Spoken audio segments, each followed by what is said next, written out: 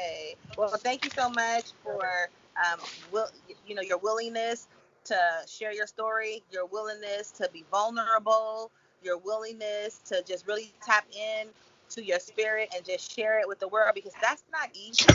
That's not something that normally people just raise their hand and volunteer for.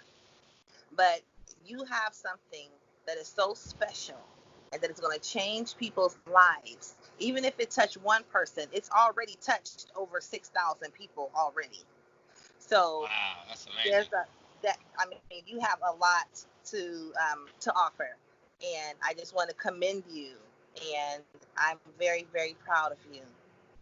So Well, if we thank could, you for that, and thank you for the opportunity to get on here and express what's going on with me in my life, and giving me the ability to even want to come out and speak about it, and also to share with you guys on your channel. yeah, You guys are doing a really good thing. I appreciate that. You shared your story, and it also kind of like inspired me to share mine. I remember yeah, when Dirty was asking me, uh, he asked me straight up, like, "What's up, bro? You ready?" And I was just like, I seen what's going on. I was like, "Whoa." That's like, I don't know if I'm ready yet, brother. And he was like, mhm, "All right, well, just yeah, get ready, man. Because that time is gonna come." And I said, "All yep, right." mhm, And then it came. It came sooner mhm, than I thought it was. You know what I mean? yeah. I know what that feels like. I didn't want to. I had to learn when to share and when not to share. When I'm led in my spirit to share and when not to share. And so years passed by, and it took a lot of courage for me to do that. But it was time, just like you said. There's a time and a place for everything. So can you start by just some people know who you are, and a lot of people don't know who you are. All right. Uh, First of all, my name is Nico. I'm from Sacramento. Uh, I go by Itz Tha Kid 916. I'm on Instagram and I'm on YouTube. Uh, I'm from the Diamonds, from South Sacramento. Hmm. Uh, yeah, I was just born and raised in Sacramento. Mother and father, working mother and father. Grandparents were working grandparents. I came from a good household. I kind of got lost during about sixth grade. Started smoking weed. Started hanging around with like 18-year-olds and whatnot. Trying to be in the in crowd. It was just, I didn't even know what I was doing. And one thing led to another, and ended up, living a little street life. And Yeah. eventually, I would always have one foot in the streets and one foot doing good. You know what I Yeah. mean? I could never really just stick with doing what's right. You know what I'm Hmm. saying? There was a lot of peer pressure, and there was a lot of you're not going to be accepted unless you smoke some weed. You're not going to be accepted unless you drink, unless you come kick it with us. And caught a lot of flack for not doing some stuff. So I guess I was a little weak-minded, growing Hmm. up. You could say now that I look back, and I just didn't have the right mentors in my life at that time, and didn't have people pushing me in the right direction. So I took a little downfall, Hmm. and I started selling drugs.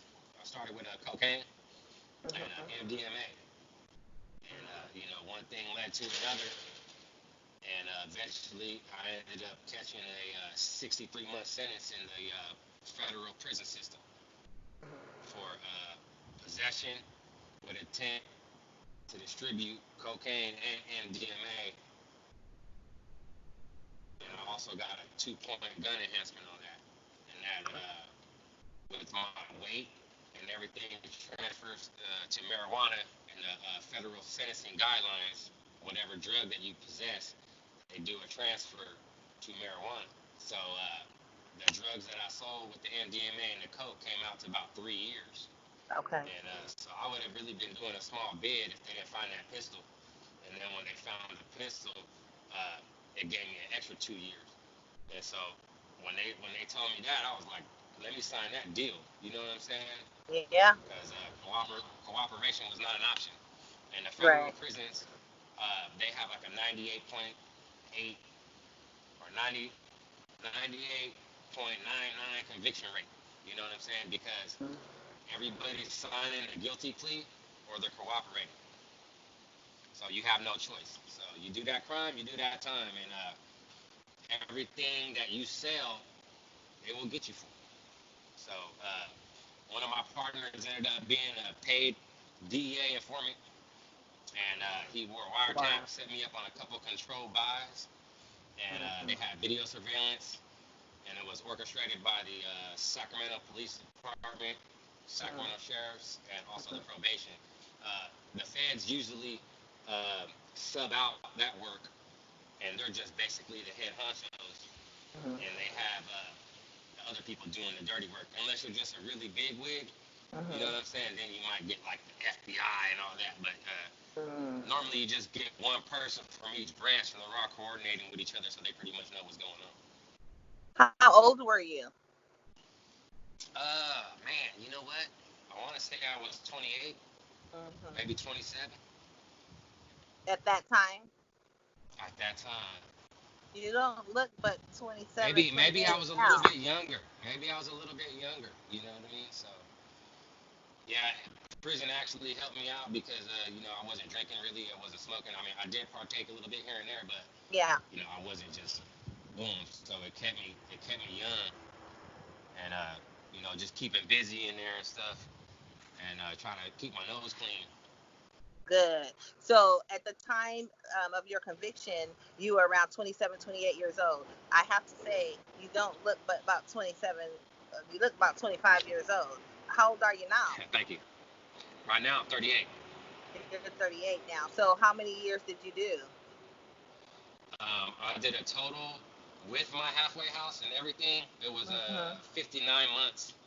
So I believe, it was closer to five, exactly almost 5 years with my halfway house and everything. So with the 63-month sentence, and then you do 87% of that, so you get about 11 months off of your sentence or something. But I ended up catching a shot, and while I was inside, I got in trouble. I got caught with a cell phone, some alcohol, and some tattoo stuff, and I went down for that. So basically, I lost my good time because now remember you only get about 53 to 56 days a year off of your sentence. You know what I mean? And when you catch a shot, so basically I lost that. So I basically had Wow. to do like most of my time, and Right. it was actually to go a little further. My father was terminally ill, and by Oh, me catching wow. that shot and having to do that extra time, he hmm passed away during that time. Lord have And mercy. Wow. I kept asking him to call the prison, so they were having a doctor's call the prison, they was having everybody call the prison. Wow. And this was about 30 days, maybe 40 days before my actual release date. And so, with that being said, he ended up passing away. And hmm they actually let me out 20 days early on that. Oh, You know what I'm saying? wow. God bless my counselor for having my back. I Yeah. programmed. I was in there. I wasn't sleeping on my rack. I was fully hmm functioning, and I was out there and I was getting there. I was trying to educate myself. I was trying to better myself, and I was trying to use all the tools at my disposal. I Right. was like a car parked in the garage in a tune-up, Wow. so that when I get Wow. out, I'm a 350 rocket. You know what I'm saying? And Yeah. that's what my plan was. That's what my goal was. And hmm that's what happened. And so, yeah, Wow. it was really crazy. It was really crazy coming out of Wow. the institution hmm to my father being passed away. Oh, And so wow. they, I left. I departed my sentence from FCI, Safford, Arizona. hmm I was driven to Lordsburg, New Mexico, to the Greyhound bus station. I had about $300 on my books. hmm I believe I got a check or cash. I can't. You know what? I can't even remember right now. Uh-huh. But I believe I got a check, and it was a trip. And I got a bus ticket, itinerary all the way to San Francisco, and it took me about 24 hours. And I stopped in different cities. I stopped in Phoenix. I stopped in everywhere on that bus. Wow. You know what I'm saying? All the way till I made it to SF. I Wow. stopped in a city. I I had a ride waiting for me. Took me to the halfway house. I got in the halfway house. Got in, took a shower, went to bed, and at 6:30, my cousin was at the halfway house to pick me up to take me back to Sac for the funeral. Because the same day that I arrived in San Francisco was my father's funeral. So Oh, wow. it was crazy. You know what I mean? So I'm out with this emotion, and I'm straight at the funeral. Yeah. And they had already did the viewing, and they kept him at the funeral service for me. So I got my own private visitation with him for like 2 hours, and then we went to put him in the ground. Well, as Wow. soon as they put him in the ground, I'm already getting a ride back to San Francisco because I only got a 12-hour pass. So it was like just bam, you know what I'm saying? You Yeah. go see it. So Yeah. it was really rough, and it was a long time to get through that. You know what I'm saying? But Wow. But you made it. definitely made me You who made I it through. was. Yeah, Yeah. it made me who I was because we spoke every day as much as I could on the phone, and Yeah. I wrote so many letters before that time. You know what I mean? So I was kind Yeah. of already prepping myself for the outcome of that. But yeah, God bless my father John. He was a huge part of my life, and he always Wow. will be. Wow. You mentioned your mom and your dad and your grandparents. Did you have at that time a significant other or children? Yes, yes. Were you Um, married? I was not married. I was hood married, like everybody's shacking up, right? You know what I'm Mhm. saying? Mhm. Playing house. Everybody wants to play house. You know what I'm Mhm. saying? Until you have children, and then there's the real shit going on. You know what I Yeah. mean? How's the Yeah, it was relationship with just your children? it's actually way better. My son, he's in my corner Oh, right now. that's I so, have two boys and a stepdaughter. I got a wow. 19-year-old and a 17-year-old, and my Wow. 17-year-old is autistic. So he's Wow. he's gonna be taken care of for the rest of his life. You know what I mean? And my Wow. So you've 10-year-old been stepdaughter, preparing. she's doing good. You, everything that you talked about so far has, it sounds like it's prepared you for the path and the journey that has come forth now. A lot of people are Correct. probably wondering, just you're in a hospital gown and you're telling your story about your experience coming up and being in prison. One question though, um, were you gang affiliated at one time? Yes. Okay, Yes. okay, I'm a okay, northerner. I'm okay, a northern Hispanic. Yeah. okay. About the contributing factors. When we talk about contributing factors with crime, the crime that you committed, your gang affiliation, um, were you angry? I mean, you grew up in a good Uh, household, had good. nah, I wasn't angry. You know what I'm saying? I was in the mix. Really, that's all I can say when I look back at it. I was just basically in the mix.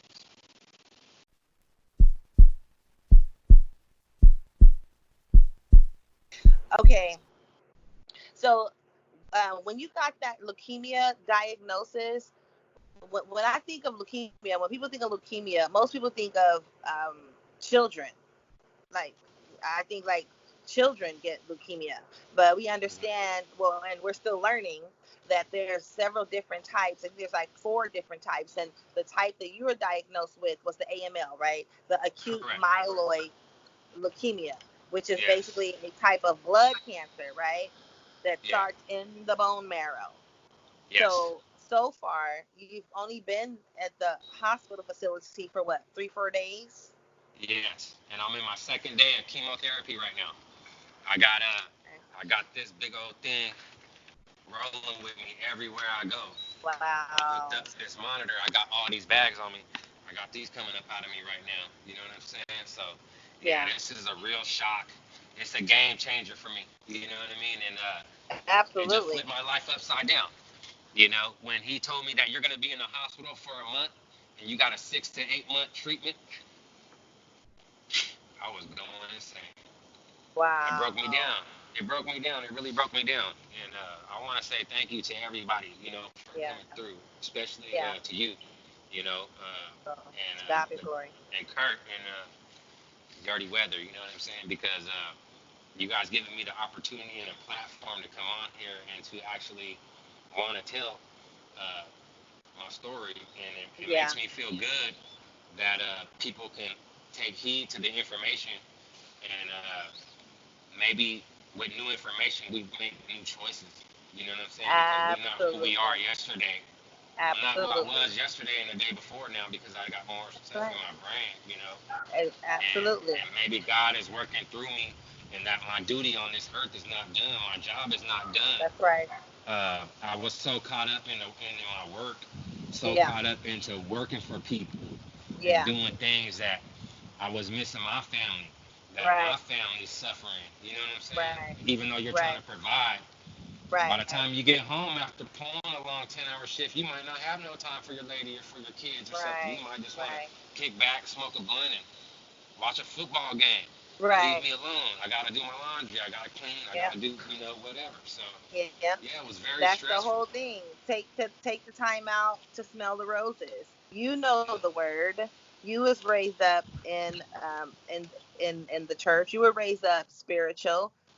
Even though you took I need to whatever still path. speak about that though, because Absolutely. I forgot to, like I said, when I'm going back to these African American military men that I was locked up with in county, Mhm. and they both were some huge influences to me, and Mhm. they kept me grounded, and we went into the Word, and then I started going into Catholicism, and I didn't really like what I was learning, and I never knew about that Mhm. because we would Mhm. just go to church every Sunday. Oh, you got to go to mass for what? Mhm. You got to go to mass. Any Mexican family or whatever, that's what it was. But things started to change, and I was getting more spiritual. Yep. Something was in me, and come to find out, my grandmother, she did that genealogy and came back 67% Native American, and she was Wow. raised in that Catholic orphanage, St. Patrick's, Sacramento. So, What? go figure that, right? You know what I'm saying? So Wow. you need to learn about your people, about your That's right. ancestors, about where we come from, because we That's were just right. raised saying, "Oh, he's Mexican, he's black, he's Asian, Mhm. he's white," but you didn't know that he was Vietnamese. You didn't know he was Laos. You didn't know this person was from Peru. You didn't know That's that right. person was from Ecuador. You didn't know that Yep. person was from Panama. They ain't Mexican. You know what I mean? That's right. They just had everybody grouped up. And they wasn't Yeah. even saying anything about the Native American. You know what I'm saying? Right. About the Indian. So that opened up. God put all these people in my life Yeah. to get me to where I was.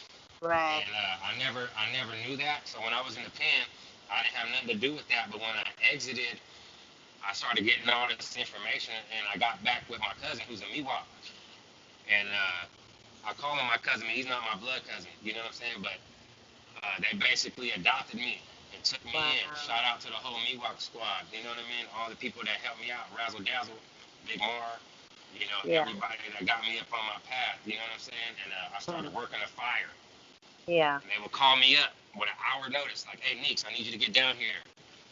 We need somebody to work the fire." What? Wow. I'm there. When you need me. It's 100 degrees and I'm working the fire. We're working, getting ready for the sweat lodge, right? Right.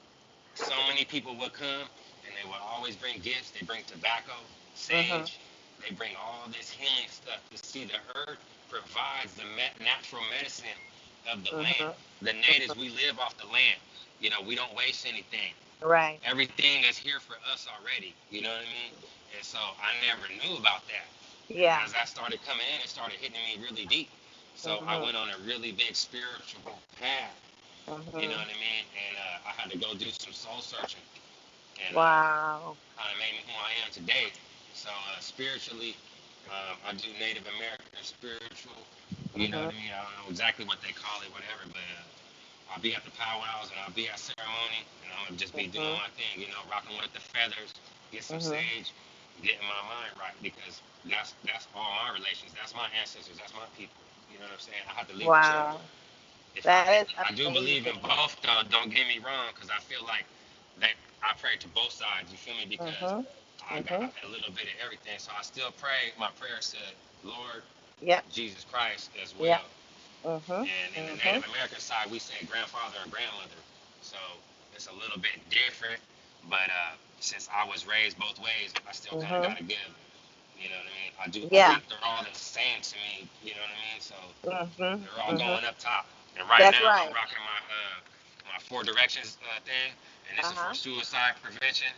My brother committed Wow. suicide when I was 17 years old. So, Wow. and then this is from my wife's family who are Buddhists, and I got a little Buddha thing on there too. Wow. You know, I go You to the are Buddha very temple too. well You know what I'm rounded. saying? I go a lot of places, and I talk with Jehovah's. I talk with anybody that, you know what I mean. You're Even if right. I You don't don't much see like eye yourself. to eye on them, you know what I mean. I'm like, hey, Yeah. I respect everybody's stuff. I don't debate Yeah. it, and I don't Right. say that mine's is better than yours. Right. I try my best not to judge. That's one thing that I would like to stress. Do not Absolutely. judge a book by its cover, people. That's right. When you see somebody out there, give that man a shake. Give him a That's hug. right. I know it's COVID time right now. They don't want to do it Yeah. or whatever, but hey, back then they might need that. That's Don't right. judge that man. You know what I'm saying? That's Because right. you might be walking in that position one day. That's So I right. work very hard not to stereotype or to judge a book by its cover. That's Um, right. I had a lot of good people around me when I was locked up, mentors that signed me up for college courses, that signed me up for classes. Wow. Shout out Johnny Cat, man. You know what I'm saying? I appreciate you for everything. You got me into fitness. I was power yoga. I was everything. I was doing my Wow. thing. Yeah, we had some strong dudes, man. Some real good dudes, and I got a lot of names that maybe we'll get to later on. But Yeah. yeah, I just wanted to say a couple good words on that behalf, and Absolutely. everything just worked out. Everything worked out the way it was supposed to, and That's right. I think it kind of built me up for this. And coming Yes. back into the hospital, it Mhm. basically rehashed a lot of PTSD that I have, and it's Yeah. basically like being locked up again. I'm in the shoe right now. I got my Mm. own bed. I got my own bathroom. I'm by Mm. myself. You can't get no visitors. Thank goodness I have the iPhone and the iPad so I can Yeah. FaceTime people. Yeah. Um, I had to get at Dirty Weather. He Mhm. was on there, and I started crying, and I had to tell him, Wow. I said, I need to talk to you, bro, Yeah. and let you know what's going on with me. And we made that call happen. And Yeah. thank you to everybody who was on that live and who I got some names written down. I just gotta find that paper. But Yes. everybody that left a message for me on that, Mhm. you know, uh, thank you guys. I read every message and I liked every single one. And maybe I'll do another video on going down and because I wrote Yeah. down every name that left a message for me, and I Yeah. would like to address them one by one. Yeah. This ain't the time right now because I Right. got to get Yeah. it together, but I will Right. do that. You know what I Please, mean? please do. Please continue to document your journey. You brought out 3 points that I just want to shine some light on. The first point that you just talked about knowing who you are. I did a video on it on my Drena's Haven 916 channel. Knowing who you are. We are so busy trying to introduce ourselves to the world, and we don't even know who we are. And that has to start with first finding out who your ancestors are. Find about your mom. Find That's about right. your dad and your grandparents. Another thing you said was that how blessed you are, and that you don't have any what I took from that is you don't have any regrets about the path that you had to go through, the path that you had to travel because it Oh brought no. you where you are today. Because and this is the third point, is that it doesn't matter who you worship or what religion you are. You understand that there is a higher power. You Right. understand that there is something greater than yourself. And that is Yes. so important that you are giving that message because that is your testimony. That is you had to go through what you had to go through so that you can be here today. And that is so very important. And I'm so grateful and thankful to have met you. And I'm so grateful and thankful to have Likewise. the opportunity to just speak with you. And I know that Curtis, he wants to talk to you, but I just want to leave you with one point, and it comes from the Holy Bible, from James 4:14, and it just states, "But do you not know what will happen tomorrow? Your life is a vapor, it's a mist, a puff of smoke. You can see it, it appears for a short time, but then it goes away." That's deep. So I want to end it with that.